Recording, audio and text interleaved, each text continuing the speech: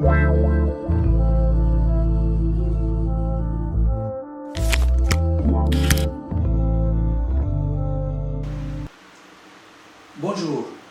En ce jour, nous célébrons la fête de Saint Cyril d'Alexandrie. Il est un témoin infatigable et ferme de Jésus-Christ, parole de Dieu incarné. Père de l'Église, vénéré comme un saint en Orient et en Occident, il fut proclamé docteur de l'Église par Léon XIII en 1882. Sous forme de pilule, découvrons la grandeur de Dieu dans la beauté de la création. Hier, j'ai partagé avec vous une expérience personnelle que j'ai vécue cette semaine.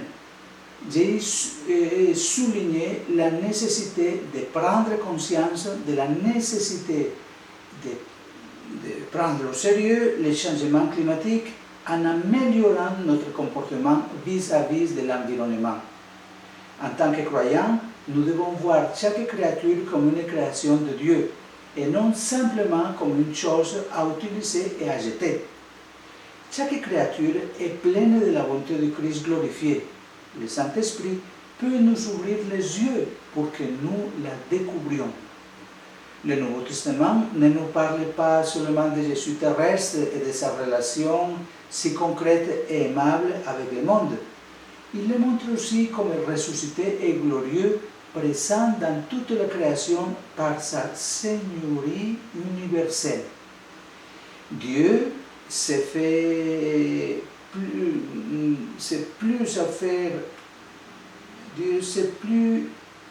à faire habiter en lui toute plénitude et par lui à réconcilier tous les êtres pour lui, aussi bien sur la terre que dans les cieux, en faisant la paix par le sang de sa croix.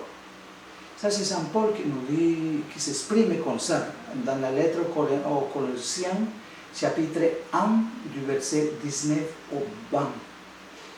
Cela nous projette à la fin du temps, quand le Fils remettra toutes choses au Père et que Dieu sera tout en tous. Comme dit le même Saint Paul dans la première Corinthiens, chapitre 15, verset 28.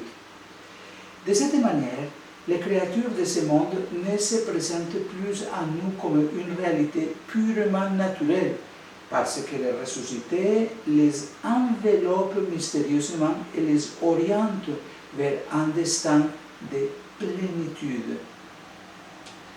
Et c'est ça que nous attendons.